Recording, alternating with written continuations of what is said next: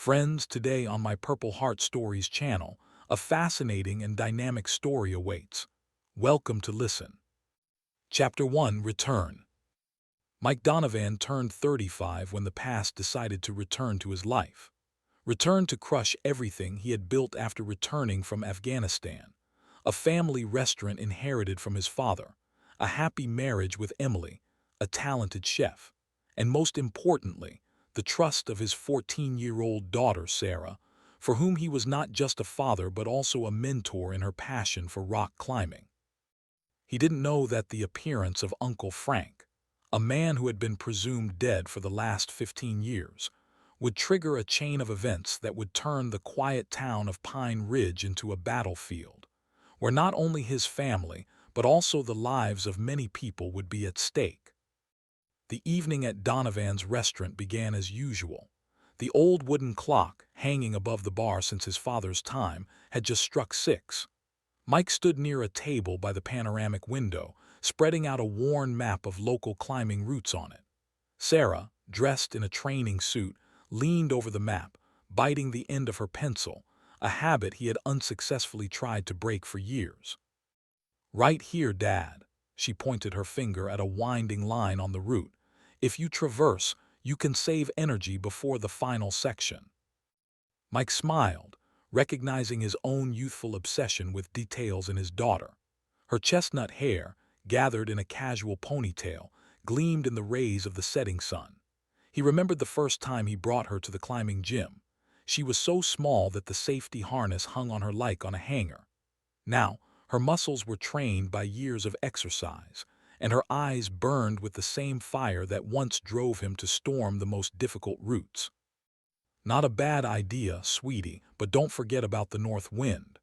At that altitude, it can seriously complicate the traverse."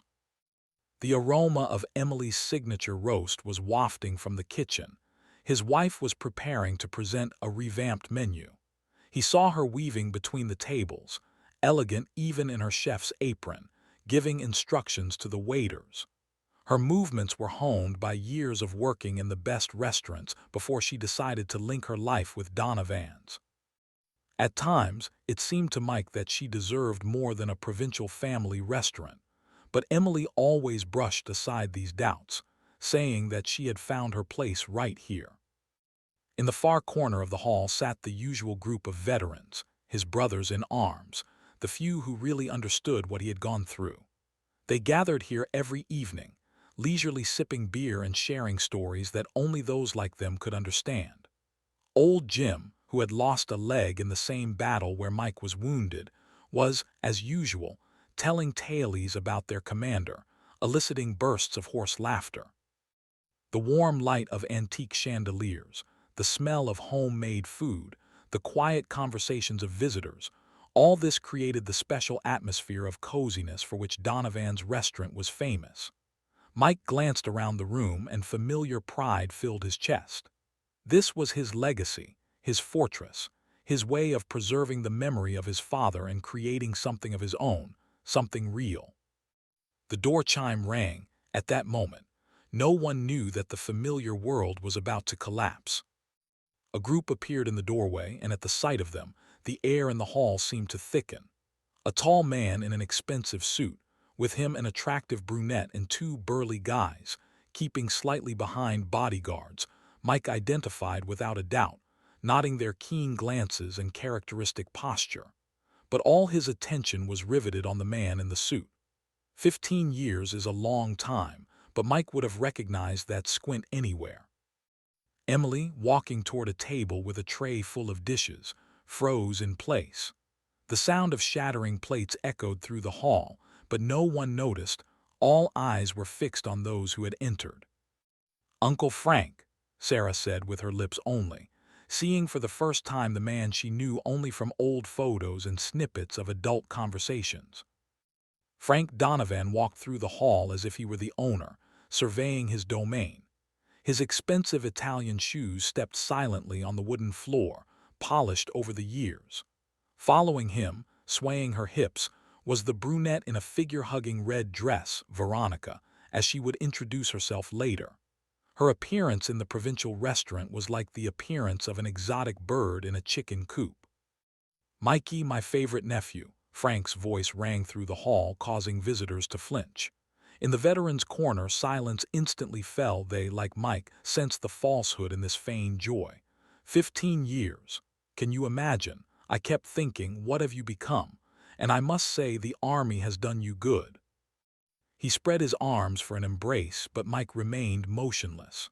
Frank, not at all embarrassed, lowered his arms and turned to Emily, who was still standing over the shards of broken dishes. "And here's the lovely Emily. I heard you studied at the Paris Culinary School. Impressive, very impressive." Something in his tone made Mike tense. He stepped forward, as if trying to shield his wife from his uncle's gaze. Emily finally came to her senses and began hastily picking up the pieces. "Johnny," Frank snapped his fingers and one of his bodyguards darted to the bar. "The most expensive wine you have, and glasses. Crystal, I hope. We need to celebrate my return. You know, in Vegas I got used to a certain level." He sat down at the central table, casually pushing aside the map of climbing routes. Veronica gracefully sat down next to him, crossing her legs. Her dark eyes carefully studied everyone in the room.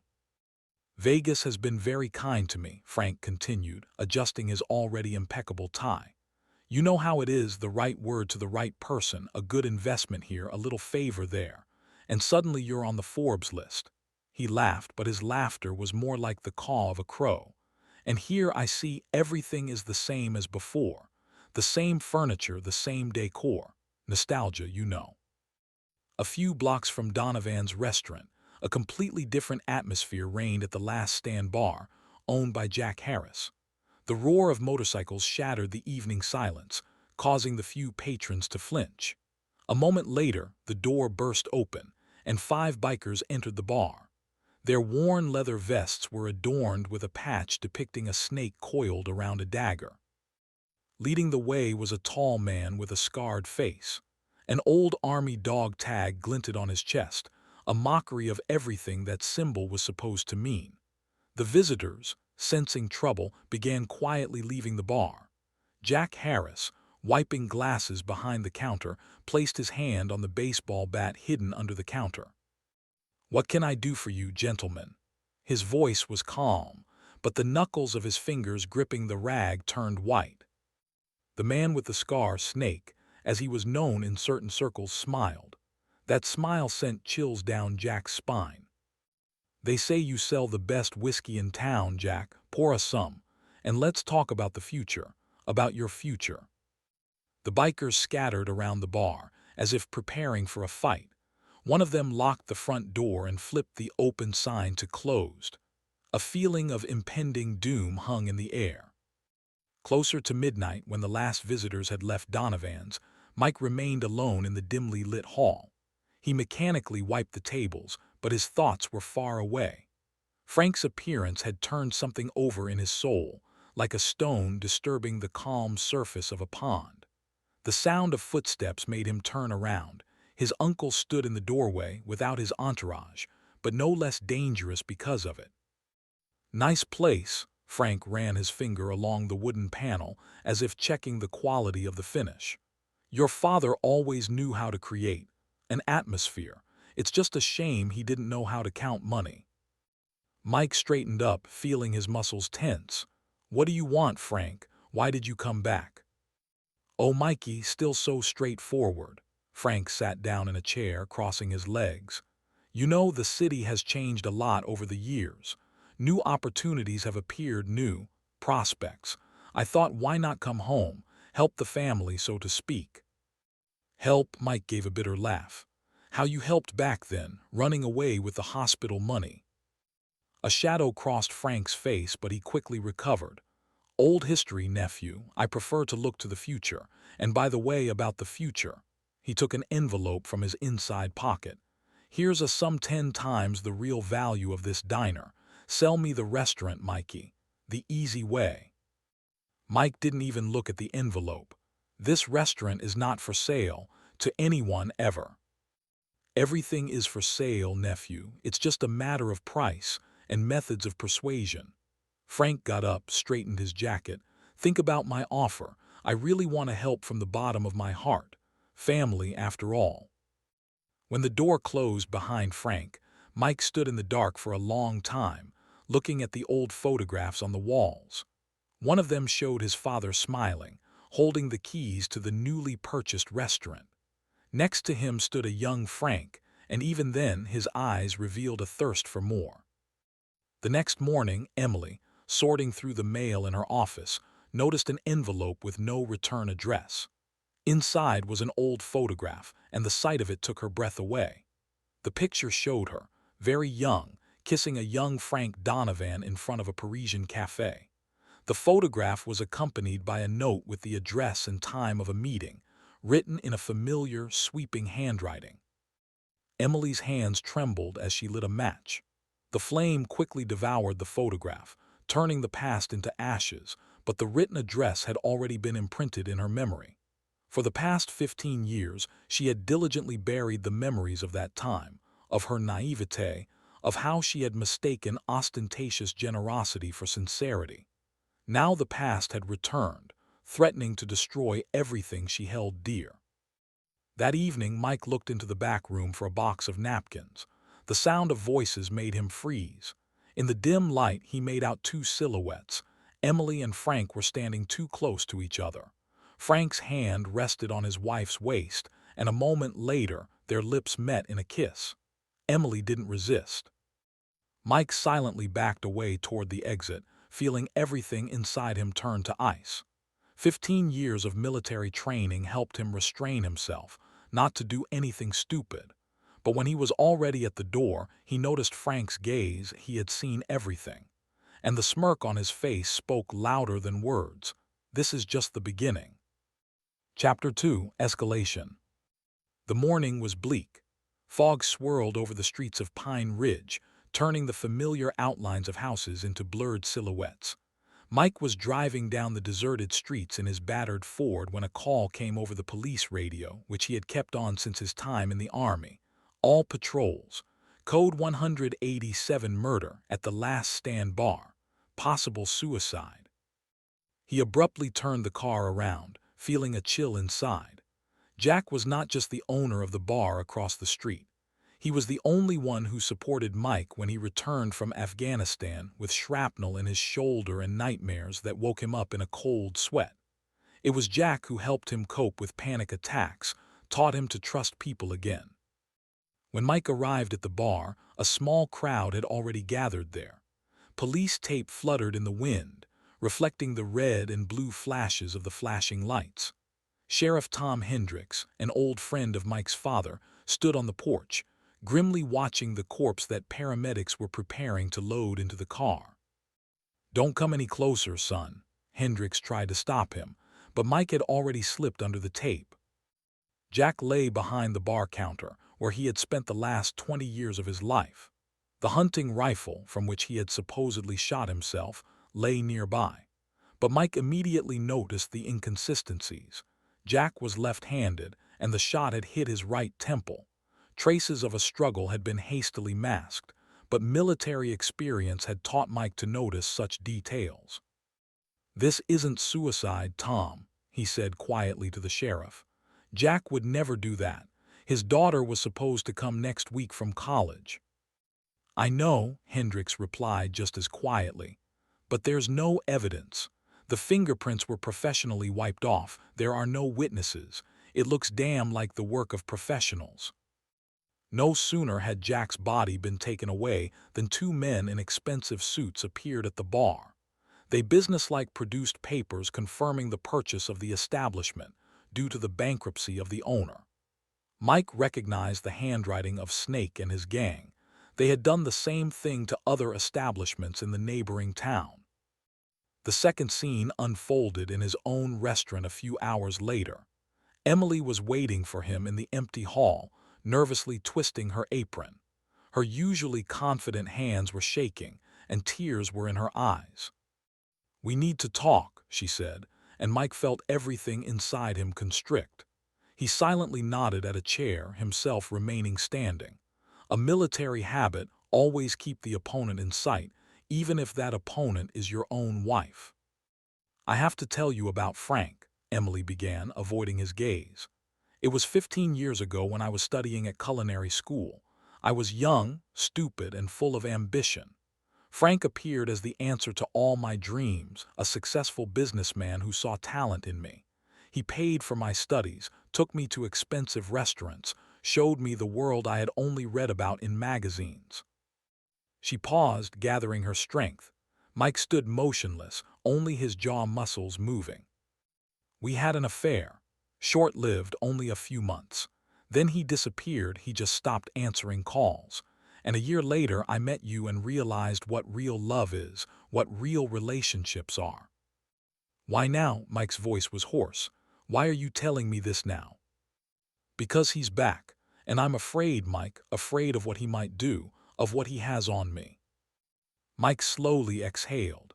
Military training had taught him to control his emotions, but it was difficult now. I want you to move to a motel, he finally said. I need time to think. Mike, she reached out to him, but he recoiled. Not now, Emily, just not now. When she left, Mike remained alone in the empty hall. The photographs on the walls, the history of the Donovan family, seemed to mock him. Somewhere among them was a picture of his wedding with Emily. Now he looked at that photograph and saw the shadow of Frank, invisibly present between them all these years. Sarah loved to train at dawn. At that hour, the rocks belonged only to her, no tourists, no other climbers, just her and the stone. The sun had barely peeked out from behind the horizon when she was already climbing a familiar route, her fingers confidently finding familiar holds. A new camera, a gift from her father for her 14th birthday, swayed on a strap around her neck. She was going to take some sunrise shots from the top of the route. The sound of engines reached her when she was about halfway up. Strange, the road was usually empty at that hour. Sarah pressed herself against the rock, looking for the source of the noise. Through a gap between the trees, she saw 3 motorcycles stopping on an old forest road. The bikers, whom she had seen in the city yesterday, were meeting with some people in a black SUV. Something about this meeting seemed wrong to her. Perhaps it was how nervously the bikers looked around, or how quickly the small packages were transferred. Sarah mechanically raised the camera to her eyes. Years of training with her father had taught her to document anything suspicious. The sound of the shutter sounded unexpectedly loud in the morning silence. One of the bikers sharply raised his head. His gaze slid across the rock and stopped exactly on the spot where Sarah was hiding. She saw him nudge Snake with his elbow, pointing upward. Someone's up there. Sarah didn't wait for the continuation.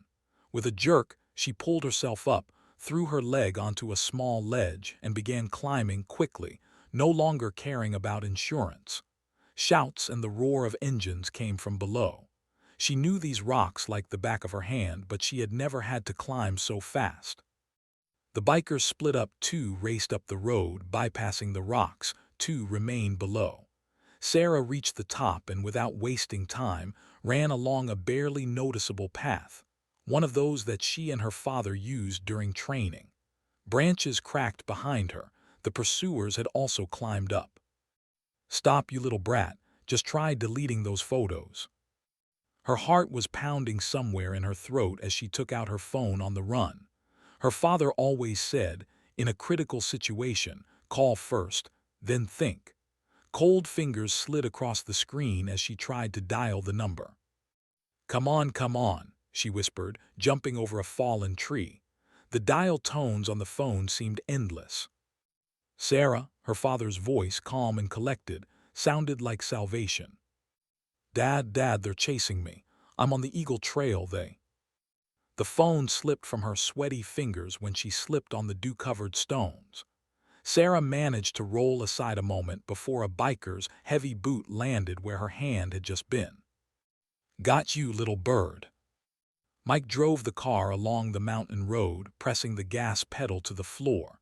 Military training took over. His mind coldly analyzed the situation, while his heart was breaking with fear for his daughter. Eagle Trail. There are only 3 escape routes from there, if they drive her to the north ledge. He abruptly turned the steering wheel, directing the car along a barely noticeable hunting trail. Here, he could cut the distance, win precious minutes. Branches lashed the windshield. The bottom of the car scraped against the rocks from time to time, but he didn't slow down. The sound of a gunshot echoed through the gorge. Mike felt cold but immediately distinguished the characteristic sound, a hunting rifle, not a pistol. A warning shot into the air. So they needed her alive. So he still had time. He flew into a clearing just in time to see Sarah, pressed against the edge of a cliff, throwing stones at the approaching bikers. Mike didn't brake, he drove the car straight at them, forcing them to jump aside. Screeching brakes, the smell of burning rubber. "Get in the car," he bellowed, flinging the door open. Sarah dove into the seat a fraction of a second before a bullet pierced the spot where she had just been standing. Mike turned the car around, kicking up a fountain of dirt and stones. The bikers rushed to their motorcycles, but chasing a jeep in such terrain was pointless. An hour later, after Mike had taken Sarah to a safe place, to his old comrade Jim in a hunting lodge high in the mountains, Veronica appeared at Donovan's restaurant. She walked in as if she owned the place, her heels tapping a clear rhythm on the wooden floor. Mike was just wiping the bar counter, preparing for the evening influx of visitors. "Whiskey? Neat," she said, sitting down on a bar stool. In the daylight, without evening makeup, she looked younger, but something in her eyes made one wary. "The bar opens in an hour," Mike replied, not stopping work. "I think you'll make an exception for a federal agent." She placed an ID on the counter. "Special Agent Catherine Morris, although I prefer Veronica." Mike carefully examined the document, nodding to himself that it looked absolutely authentic. "And what do I owe the visit of a federal agent to?" "Frank Donovan. We've been watching him for 2 years. Drug trafficking, money laundering, contract killings. The list is long, but there has always been a lack of evidence." She paused. "Until this morning." Mike finally poured her a whiskey. "Continue." "Your daughter photographed a meeting of couriers with bikers. This is the first direct evidence of the Snake Gang's connection to Frank's operations." She sipped the whiskey. "We can protect you, your family, but we need that flash drive." Something in her voice made Mike wary. Intuition, honed by years of service, screamed danger. "And why should I believe you?" "Because we have a common enemy, and because—" she leaned closer, her perfume intoxicating more than the whiskey. "I've seen him destroy people, how he turns their lives into hell. I don't want that to happen to you." Their eyes met, and for a moment it seemed to Mike that something real, genuine, flashed in her eyes. A spark of understanding passed between them. "Think about my offer." She left a business card on the counter. "You don't have much time." When she left, Mike stood for a long time, looking at the business card and trying to sort out his own feelings. Veronica's appearance added a new level of complexity to an already confusing situation. Emily entered her motel room, feeling deadly tired. The events of the last days seemed to have sucked all the strength out of her. She turned on the light and froze. There was an envelope with a DVD on the bed. Frank's face appeared on the television screen. "Hello, darling," his voice oozed false concern. "I hope you haven't forgotten our agreement. You have a talented daughter, so brave, climbing rocks like a real pro. It would be a shame if something happened to her." The camera showed footage of today's chase. Emily put her hand to her mouth, suppressing a cry. "You know what to do," Frank continued. "Convince Mike to sell the restaurant, or Sarah's next walk in the mountains may end sadly." The video ended and Emily sat in the dark, feeling tears streaming down her cheeks. She took out her phone, found Mike's number but didn't dare call. What could she say? How could she explain that she was once again trapped by Frank? The phone slipped from her trembling fingers, falling to the carpet with a dull thud. Chapter 3: Betrayal. The night was moonless. Mike lay on the frozen ground near an abandoned warehouse on the outskirts of the city, watching through night vision goggles as crates were loaded into a truck with the logo of a local transportation company. Veronica crouched beside him, her breath turning into small clouds of vapor in the cold air. This was their third joint operation in the last week to track drug trafficking routes. Working with a federal agent reminded Mike of the old days in the special forces, the same precision of action, the same silent understanding. Veronica moved like a professional, no unnecessary movements, nothing ostentatious.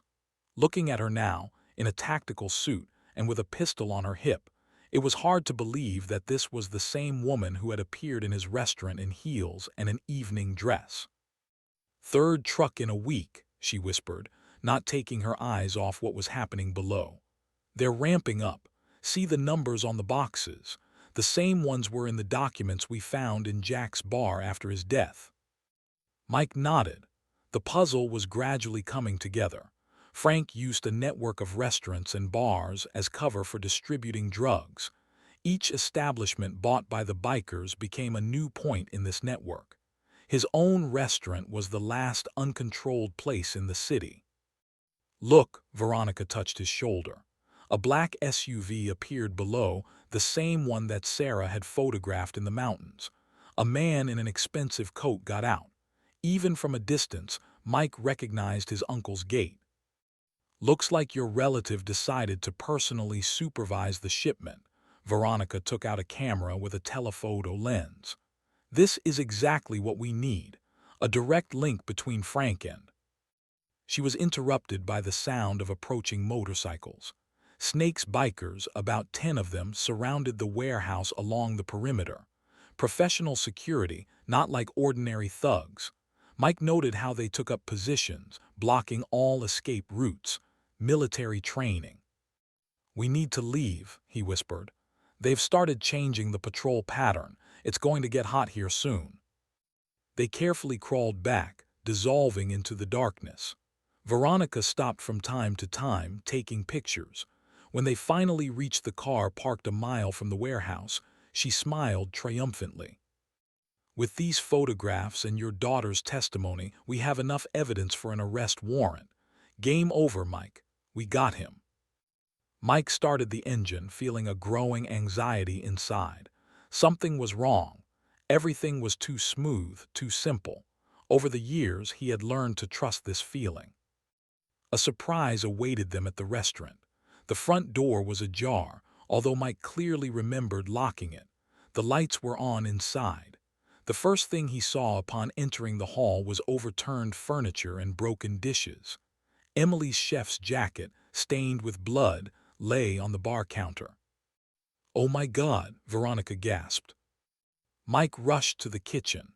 Traces of a struggle were everywhere. Overturned pots, spilled spices, a broken window. A magnet on the refrigerator held an envelope with his name on it. Inside was a note written in familiar, sweeping handwriting. "Dear nephew, I hope you didn't think you could play your little game unnoticed. Emily says hello. She's alive for now. Want to see her again. Bring the flash drive with your sweet daughter's photos to the old ski resort. You have 2 hours, time's ticking." Attached to the note was a photograph. Emily, bound and gagged, sat on a chair in some dark room. In the background were the mechanisms of a ski lift. Mike recognized the interior of the old cable car station. "You're not going there alone, are you?" Veronica put her hand on his shoulder. "I have a support group I can." "There's no time," Mike interrupted her. "He'll kill her if he suspects something is wrong. I know Frank." Veronica bit her lip as if fighting with herself. "Then I'm coming with you. No discussion.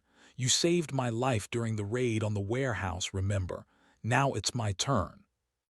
Mike looked at his watch. There was less than 2 hours left until the meeting. Somewhere there, in the dark, his wife was in the hands of a man for whom another person's life meant nothing. He nodded. "Okay, but we're playing by my rules." The old ski resort loomed over the city like a dark colossus. Once, this place was the pride of Pine Ridge, modern lifts, cozy chalets, slopes of all levels of difficulty. Now peeling paint, broken windows, and rusted structures gave it a sinister look. Mike parked the car in the snowy lot at the foot of the main slope. There were 3 motorcycles and the familiar black SUV nearby. "You have the flash drive?" Veronica asked, checking her gun. In the headlights, her face seemed carved from marble. Mike patted his jacket pocket, a small piece of plastic that contained all the dirt of Frank's empire. For that, his uncle was willing to kill. Well, Mike was also willing to kill for his family. They climbed the icy steps to the cable car station. Inside, a dim light was burning. Emily sat on the same chair as in the photo, only now without a gag. Snake stood next to her, his hand on her shoulder. 4 more bikers were positioned against the opposite wall. "And here's our hero," Frank stepped out of the shadows applauding. "And Agent Morris, or should I say Veronica, excellent work, darling, you are as impeccable as ever." Mike didn't immediately understand the meaning of these words.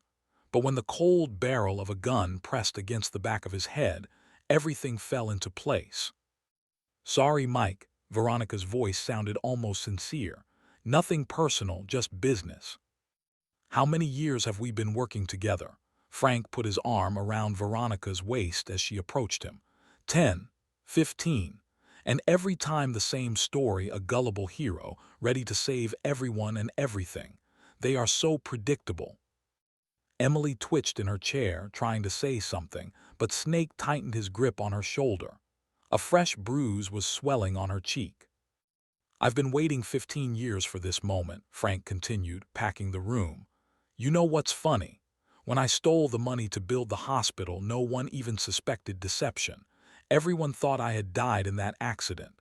Touchingly tearful, the whole city mourned for me, and I enjoyed life in Vegas building my empire. But something was missing. You know what, Mikey?" "Power," Mike spat out through his teeth. "Money was never enough for you.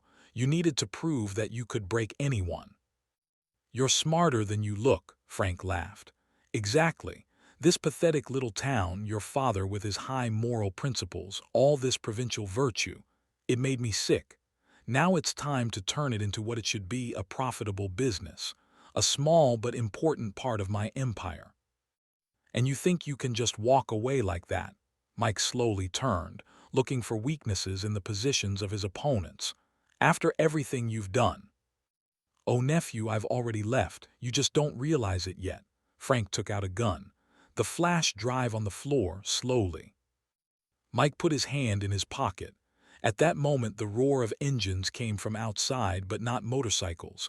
Something more powerful, more familiar. Frank frowned. "What's that?" The answer to Frank's question was a deafening crash. The glass wall of the station exploded with shards when a snowmobile crashed into it. Kevin, one of the troubled teenagers Mike had been training, was behind the wheel. Following him, 3 more vehicles flew through the broken windows.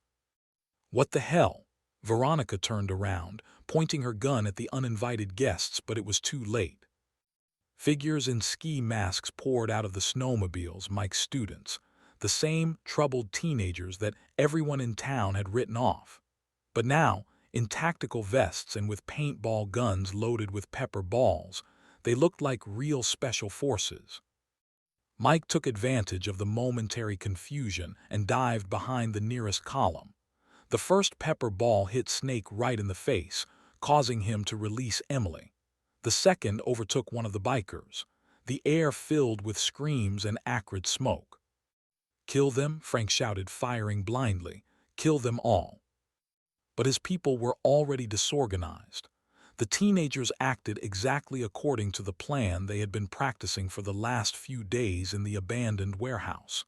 Kevin and Jake provided cover, while Sam and Mike Jr. made their way to Emily. Veronica tried to get to the exit but slipped on the icy floor.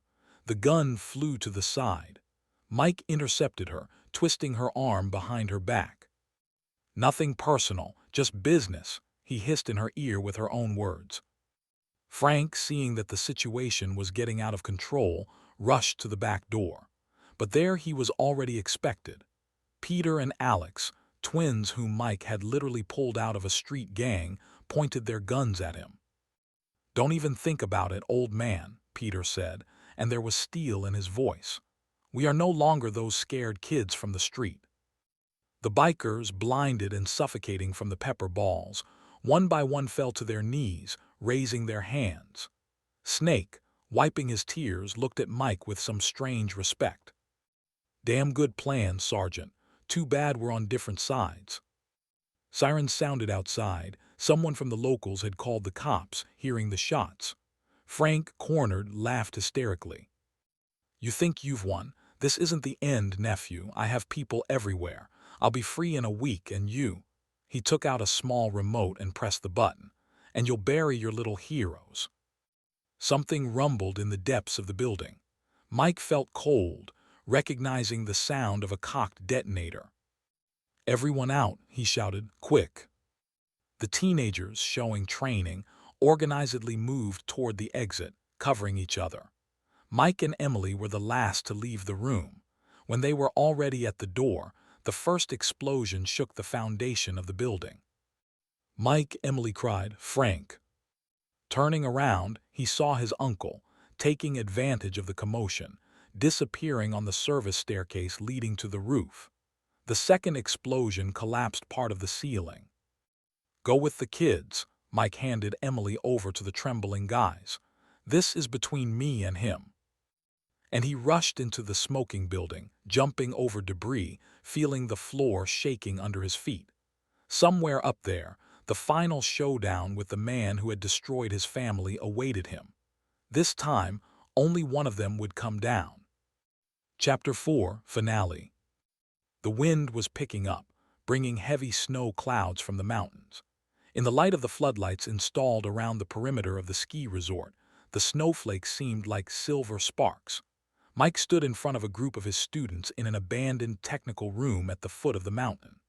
12 pairs of eyes looked at him with the same determination that he had once seen in the eyes of his soldiers before important operations. "The plan is simple." Mike unfolded a map of the complex on the workbench, which he remembered from his time working here as a rescuer. "They're holding Emily at the upper cable car station. The main forces are concentrated here and here." His finger marked key points. "Frank's no fool. He expects us to try to break through the main entrance." Next to him stood Jim, his old comrade, who had lost a leg in the same battle where Mike was wounded. Now, surrounded by his war veterans, he looked 10 years younger. "That's why we'll split into 3 groups," Mike continued. "The first, under Jim's command, will create a diversion here." He pointed to the main entrance. "The second group, Kevin and his guys, will go down the cable car from above. And the third," he looked around at his students, "will go through the service tunnels. It's damn narrow and cold in there, but it's the only way they don't guard. Because they think only a suicide would climb in there in a blizzard." Pete, one of his most experienced students, smirked. "Exactly," Mike nodded. "We'll need all the climbing equipment we can find. Safety harnesses, ropes, carabiners, and most importantly, radios. Communication must work perfectly." Jim grunted, taking a handful of military-grade radios from his bag, borrowed from old friends. "They work even underground." They spent the next hour checking equipment and assigning tasks. Mike watched his students prepare for the operation, clear, collected movements, no fuss. The troubled teenagers whom society had turned away from had turned into a real team, his team. The blizzard was raging when they began moving to their positions. Snow plastered their eyes, the wind pierced to the bone, but no one complained. Jim and his group of veterans took up a position behind snow removal equipment at the main entrance. Kevin and his guys, using climbing equipment, began climbing to the top of the cable car. Mike led his group through a narrow technical hatch that maintenance workers had once used. Wet snow seeped through the cracks in the concrete, turning the metal staples into treacherously slippery traps. They moved slowly, securing each other, as Mike had taught them during training. "Boss," Jim whispered over the radio, "we're in position. Counted at least 10 armed men at the main entrance. Snake is personally checking the posts. Roger that, Mike replied. Kevin. Almost at the top. The blizzard is great cover, they can't see us. Mike helped another student overcome a particularly difficult section. 30 meters remained to the service exit. Somewhere up there, Emily was waiting for him, and with her, the man who had decided to turn their life into hell. The radio came alive again. Giving the green light in 5 minutes. Jim's voice was extremely collected. I hope you know what you're doing, Sergeant. I hope so too, Mike muttered, checking his gear. Everyone pay attention, work according to the plan, and remember this is not a drill, they will shoot to kill. In the ensuing silence, all that could be heard was the howling of the wind and the heavy breathing of his fighters. Mike closed his eyes, mentally returning to the day when he first brought these guys to the climbing gym. Then they were just troubled teenagers looking for thrills. But now they were something more. They were family. Time, he said, turning on the radio. Jim, begin. Outside, a deafening explosion sounded. The veterans had blown up the snow removal equipment, creating an impressive smoke screen. At the same moment, shouts were heard from above. Kevin's group began descending the cable car, throwing stun grenades at the guards. The chaos created by the double attack was exactly what Mike needed. They emerged from the technical hatch just in time to see most of the guards rush to the main entrance. Mike gestured for his group to scatter. While the bikers were busy repelling the attack from outside, they quickly and silently entered the building through the service entrance. The first clash occurred at the staircase. 2 guards, left as backup, did not expect an attack from behind. Mike's guys acted clearly. As in training, Payne holds that he had practiced with them for months worked perfectly. The guards were neutralized before they could raise the alarm. Jim, report. Mike whispered into the radio as his group climbed higher. It's hot here, boss, but we're keeping them busy. Apparently, Snake personally led the counterattack. Kevin almost reached the top station. The security is completely disorganized. Suddenly, the building shook from a new explosion, this time unplanned. Through the windows, Mike saw flames engulfing the drug warehouse. Either someone from the gang decided to destroy the evidence, or... It's Veronica, a cry rang out over the radio. She's trying to escape on a snowmobile, and she took some kind of case with her. Let her go, Mike replied. Our goal is Emily. They reached the 3rd floor when they heard the characteristic sound of working machinery. The lift's engine room, the heart of the entire complex. Mike knew that sooner or later they would have to go through it. It was the only way to the upper station. Boss, Pete whispered, looking out from behind the corner. Snake's in there, and he's not alone. Mike carefully peeked out himself. In the dim light of the emergency lamps, he saw the massive figure of the biker leader. Snake stood at the control panel, his hand on the lever. 4 of his men were positioned behind metal supports. I know you're in here, Donovan. Snake's voice echoed through the room. Come out, let's talk man to man. Mike signaled his men to stay put. Something in Snake's voice made him wary. There was no ordinary aggression in it. Since when do bikers serve drug dealers? Mike asked, not coming out of hiding. Marines, Sergeant. We're all former Marines here. There was bitterness in Snake's voice. You know how it is, you come home, but there's no home anymore. No work, no prospects, just nightmares at night. Frank offered a purpose, money, a new war. And for that you betrayed everything you believed in. What did I believe in? Snake slammed his fist on the control panel. In a country that forgot about us as soon as we became unnecessary to it. In a system where guys like Frank get fat while guys like us rummage through trash. Mike slowly came out from behind the corner, keeping his hands in sight. I understand you better than you think, but there's another way. Their eyes met.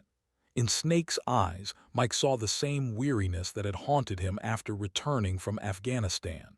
But where he had found healing in helping others, Snake had chosen the path of self-destruction. "It's too late for another way," Snake shook his head. Then he turned to his men. "Leave us." "Boss," one of the bikers asked uncertainly. "I said leave us. This is between me and the sergeant." When the bikers left, Snake took off his jacket. In the dim light, the scars on his body seemed especially noticeable. "One-on-one, Donovan, like in the good old days. The winner goes on." Mike nodded to his guys, signaling that they should continue climbing another way. Then he stepped forward, taking a fighting stance. "Like in the good old days." The roar of the explosion at the drug warehouse swept through the entire complex. Flames shot into the night sky, painting the snowstorm in ominous orange tones. In the light of the fire, Mike saw police cars arriving one after another at the foot of the mountain. But now it no longer mattered. He climbed the icy stairs to the roof, feeling the icy wind trying to push him down. The fight with Snake had not been easy. His ribs ached with every breath and blood oozed from a cut eyebrow. But the main thing was that he had passed. At the last moment, Snake himself lowered his arms. "Finish it, Sergeant.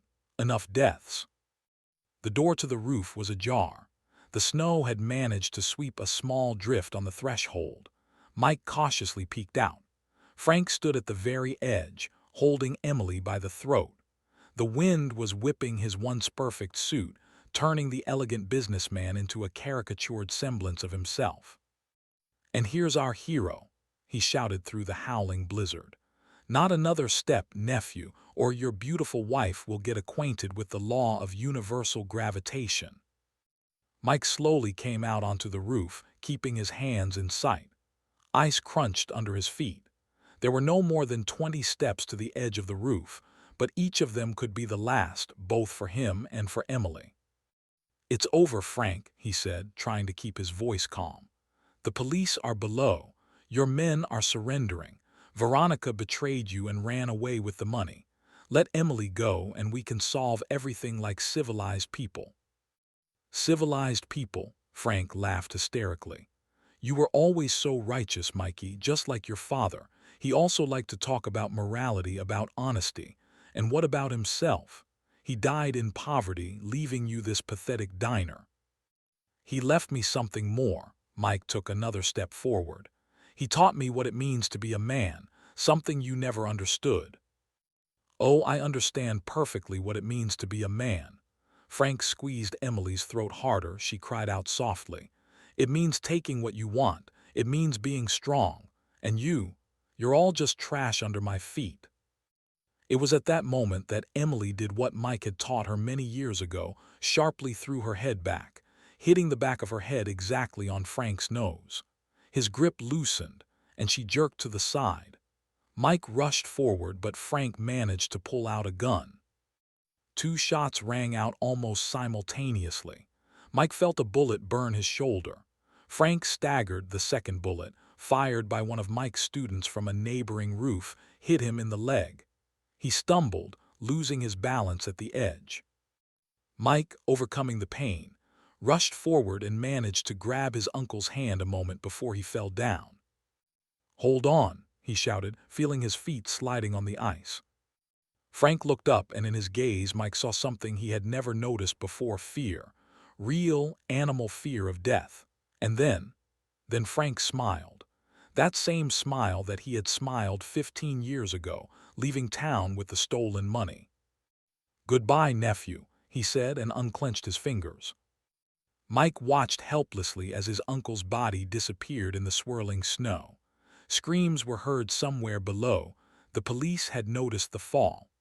Emily hugged him from behind, and he felt her trembling, whether from the cold or from the horror she had experienced. "It's over," she whispered. "It's finally over." But Mike knew that this was not quite true. Much remained to be resolved between them. Too much had been said and done during these days. For now he simply stood on the roof, hugging his wife, feeling the storm subside, the first rays of dawn breaking through the snow clouds. Down below at the smoldering warehouse, the police were finishing the arrest of the last bikers. Somewhere there among them was Snake, a broken man who had finally made the right choice. "Dad," Sarah's ringing voice made him turn around. She stood in the doorway, surrounded by his students. "Everything is all right," her gaze said. "We managed." Mike nodded, feeling tears welling up in his eyes. Yes, they managed, all together. Epilogue. Spring came to Pine Ridge unexpectedly early.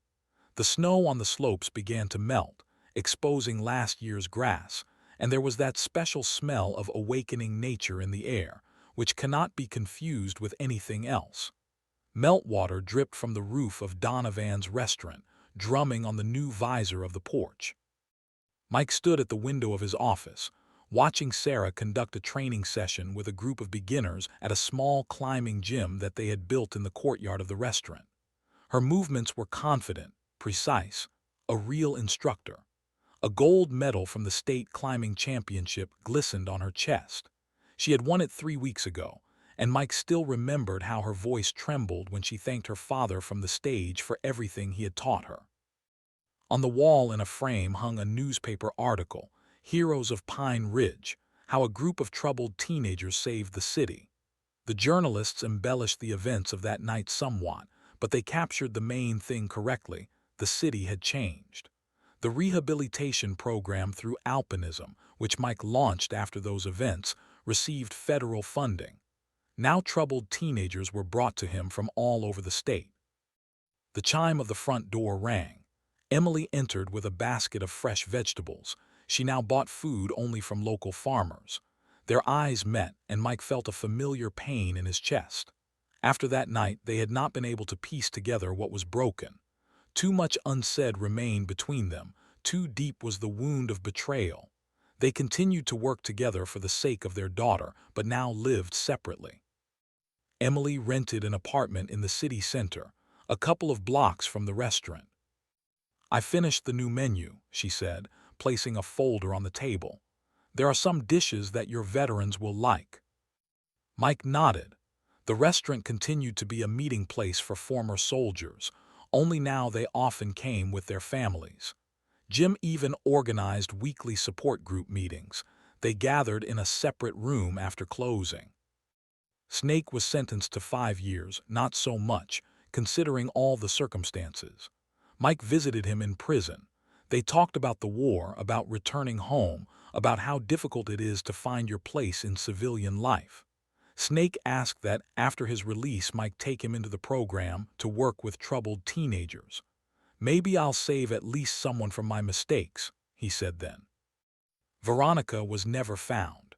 There were rumors that she had been seen in Mexico, then in Canada, but Mike was no longer worried about it. The money she stole was dirty, let that remain on her conscience. The city gradually recovered from the shock. The new mayor, a young, energetic guy, started a renewal program. The roads were repaired, a new youth center was opened.